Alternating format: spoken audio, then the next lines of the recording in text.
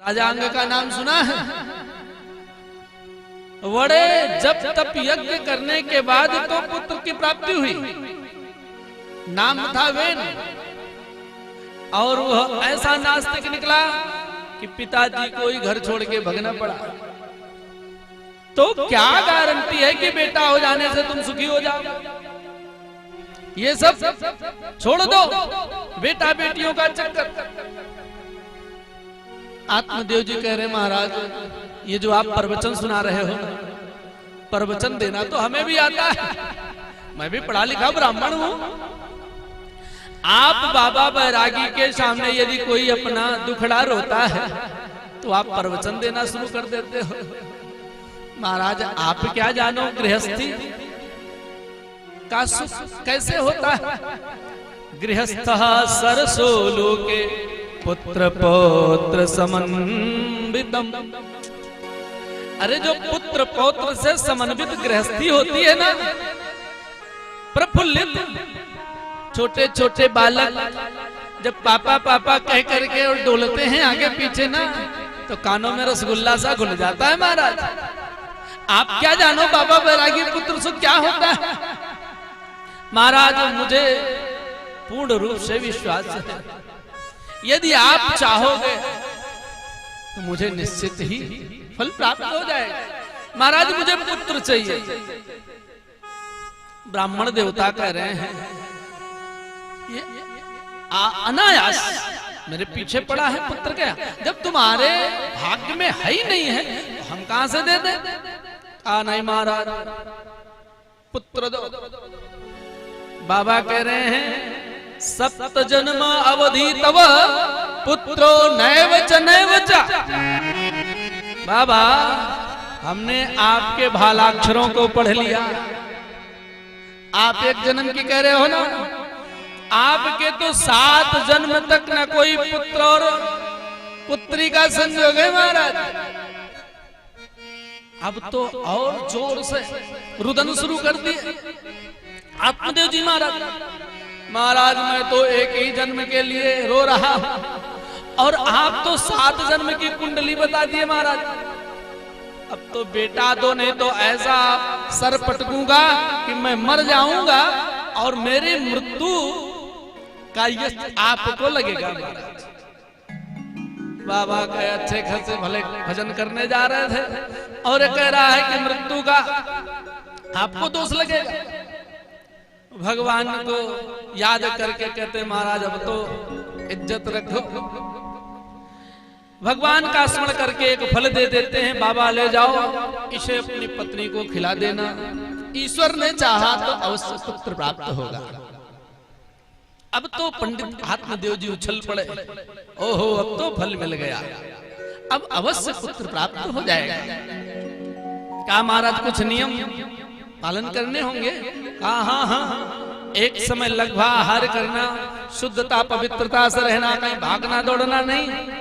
ईश्वर ने चाहा तो अवश्य पुत्र होगा। आते हैं फल लेकर के और अपनी भार्या को बुलाते हैं। यदि सुनती हो धुंधली दौड़ के बाहर आती है, महाराज बताओ, अरे देखो तुम्हारे भाग्योदय हो गए, ये जो संत का प्रसाद है इसको खा लो, तुम्हें पुत्र प्राप्त होगा। फल लेकर के धुंधली सोच रही है, ये जितने भोले भाले हैं उतने भोले भाले तो हम नहीं हैं। अरे कहीं हमारे ऊपर जादू टोना तो नहीं चल रहा है? ना जाने कौन से बाबा ने दिया होगा, कौन सा मंत्र पढ़ा होगा। हम तो ऐसे भी विश्वास करने वाली नहीं है। कहा ठीक है महाराज अभी खा लेती हूँ शुद्ध पवित्र होकर। कहा तो ठीक है खा लेना। ठीक है महाराज खा लूंगा। अब तो पंडित जी महाराज चल पड़ते हैं बाहर। जो उलाना सुना रहे थे उनको भी आज उछल उछल के सुना रहे हैं। देखना अब हमारे भी घर में 9 महीने बाद किलकारियां गूंजेंगी। इधर बल लेकर के सोच रही है कि खाऊं कि ना खाऊं, खाऊं कि ना खाऊं। इतने में एक पड़ोसन आ जाती है, अरे बहना क्या सोच में पड़ी है? अरे बाबा एक फल दिए हैं हमारे पतिदेव, करें इसको खा लो तो पुत्र होगा। पड़ोसन कह रही है अरे तेरे तो भाग्य खुल गए जो संत का प्रसाद मिल गया, खा लो। वो कह रही है अगर तू कह रही है मैं खा लेती हूं, लेकिन ये बता फल भक्षेण गर्भ स्याद गर्भोदर वृद्धिता स्वल्प भक्षम ततो सक। वो कह रही है खा ले, तुम्हें कहां भागना दौड़ना। हाँ यदि बालक उत्पन्न होता है तो बुआ को लोग बुलाते हैं कि नहीं, तो तू थोड़ा पहले बुला लेना अपनी ननद को और घर का खूब कार्य कराना, बदले में जो बने वो बधुआ के नाम पे दे देना। कहा अरे बहन मेरी ननद तो बड़ी चोटी है, अगर वो आ जाएगी तो पूरा घर साफ कर जाएगी, उसको मैं नहीं बुलाने वाली। अच्छा इससे भले तो नौकरी रख लूंगी, ठीक है कुछ भी कर लेकिन फल खा। अब वो कह रही अच्छा बहना तू कह रही तो मैं खा लेती हूं, लेकिन यदि देवा काटी प्रजेद ग्रामे पलायत गर्भणी कथम, मान लीजिए कभी भूकंप आ गया तब, आग लग गई तब, अधिक बारिश हुई तब, तो सब तो भाग खड़े होंगे, लेकिन गर्भवती स्त्री कहां दौड़ पाएगी। तो तदा में मरणम भवेत्, तो मेरा तो मरना निश्चित हो जाएगा। वो कह रहे तू क्या आउट पटांग की बात सोच रही है, अरे फल खा ले। अच्छा बहना तू कह रही तो खा ले तू, लेकिन एक बात मेरी और सुन, बता हमने सुना है कि सुखदेव जी महाराज 12 वर्ष तक गर्भ में रहे। हाँ बहना सुना तो हमने भी है। अगर मेरा बालक 2-4 साल भी मेरे पेट में रह गया तो मेरा तो मरना ही निश्चित हो जाएगा।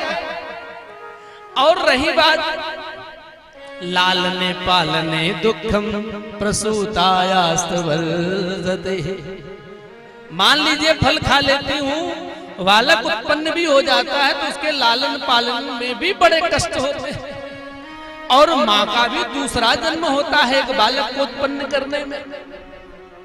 वो खूब समझा करके परेशान हो जाता है, लेकिन एवं कुतर्क योगेन तत्फलम नैव भक्षितम, इतने कुतर्क किया कि फल को खाया ही नहीं। वो चली जाती है, इतने में उसकी बहन आ जाती है। बहन क्यों चिंता में हो? कह रही है ये स्वामी जी एक फल लेकर के आए हैं और कह रहे भोजन करने वाले नहीं, तो आज कहती है कुछ धन दे देना। कहा अरे बहन, बहन हो तो तेरी जैसी, तूने तो मेरी सारी समस्या 1 मिनट में ही हल कर दी। ठीक है लेकिन पुत्र दे देना, अवश्य दे दे। ले जाकर के फल गैया को खिला देती है, और 9 महीने के बाद बालक उत्पन्न होता है, बहन ला करके देती है। इधर पंडित जी को आश्वासन दिला देती है, पंडित जी मुझे खूब लाभ हो रहा है। जब बालक मिलता है तो पंडित जी से कहती हैं पंडित जी बालक उत्पन्न हो गया। अब तो पंडित जी बेचारे भोले भाले उछल उछल करके, और गांव-गांव में जो उलाना लोग सुना रहे थे उनको भी याद करें, देखो हमारे भी पुत्र उत्पन्न हो गया। खुशी का पारा भार नहीं रहा, क्योंकि गोविंद नारायण भगवान की कृपा कब हो जाए कोई व्यक्ति बता नहीं सकता।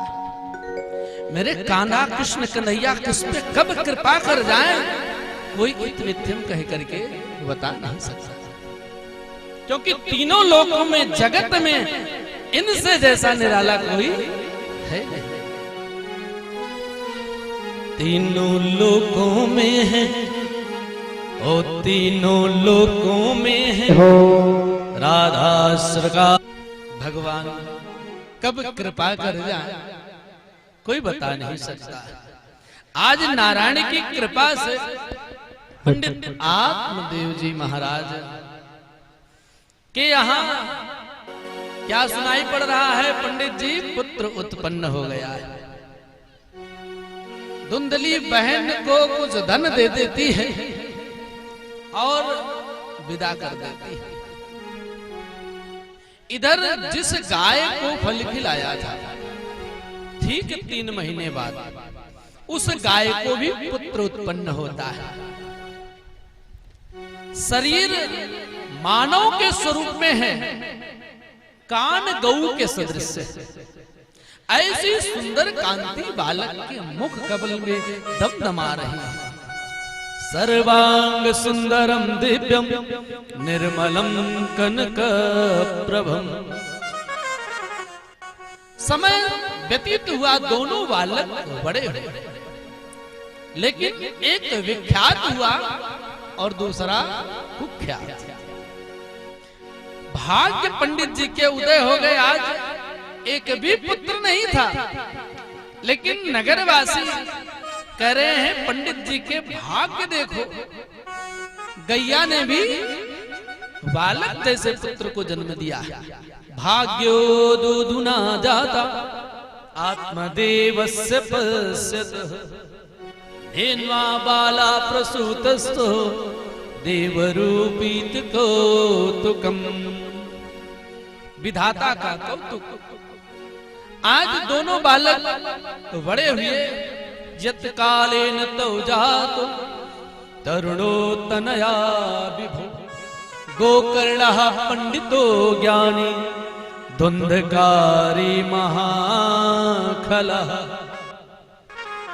गोकर्ण जी महाराज पंडित ज्ञानी बन गए और धुंधकारी महाखल। नामकरण गौ के समान कान है, इसलिए गोकर्ण नाम रखते हैं। गौ से उत्पन्न बालक का।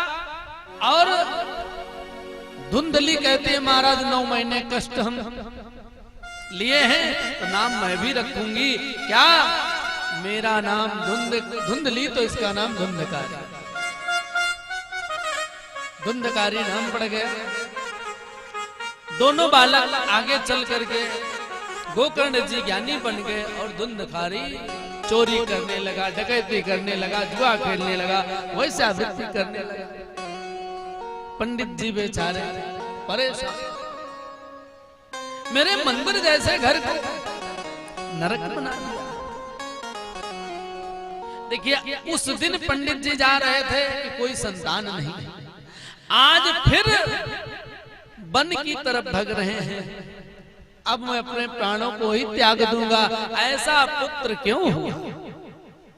देखिए, यदि संस्कार जागृत नहीं कराते हैं बालक में, तो याद रखिए पुत्र उत्पन्न करना ही बहादुरी नहीं है।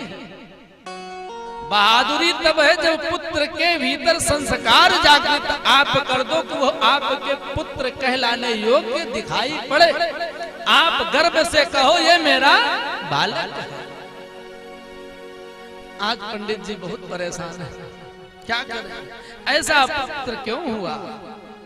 क्व तिष्ठामि क्व गच्छामि को मे दुःखं व्यपोहै प्राणास्त्यजामि दुःखेन हा कष्टं मम संचितम्।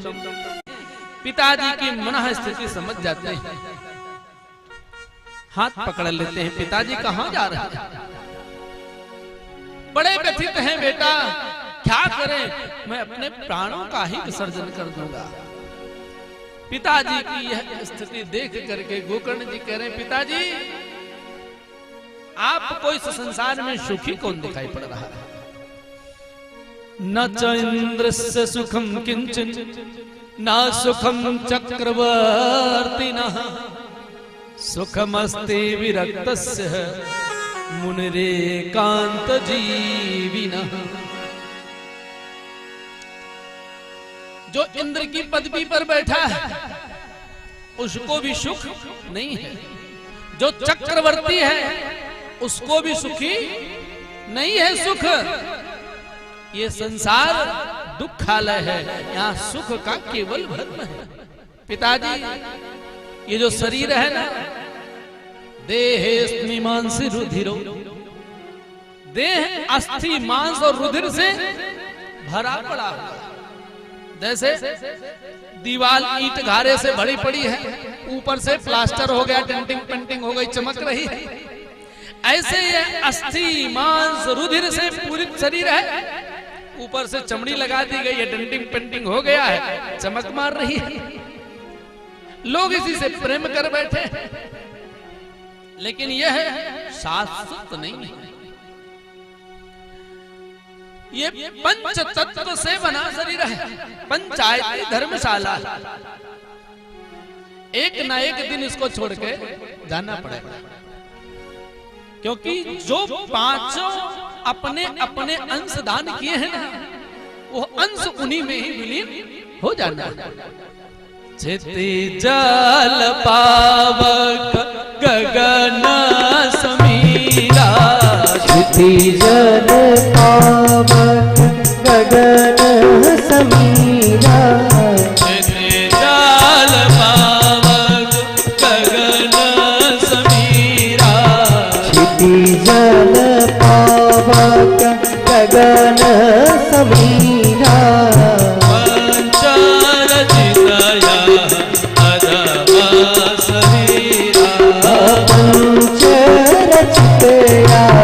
अधमो शरीरा,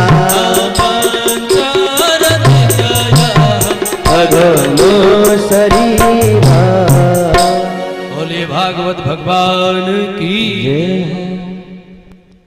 क्षिति जल पावक, पृथ्वी जल आकाश तेज वायु से यह शरीर बना हुआ है। और अंत में जैसे पंचायती धर्मशाला होती है ना, पंचों की धर्मशाला, आज महाराज आपकी पंचायत है तो आज आप निपटाओ, कल दूसरे की है तो आप खाली करके जाओ, दूसरे लोग आ गए। ऐसे ये शरीर है, आज ये प्राप्त हुआ है मानव देह, और इसको छोड़ करके कल दूसरी देह प्राप्त करना है। जैसे जर्जर वस्त्र हो जाने पर हम वस्त्र बदल देते हैं, वैसे यह जीवात्मा शरीर बदलता है। बड़े सुंदर उपदेश देते हैं पिताजी।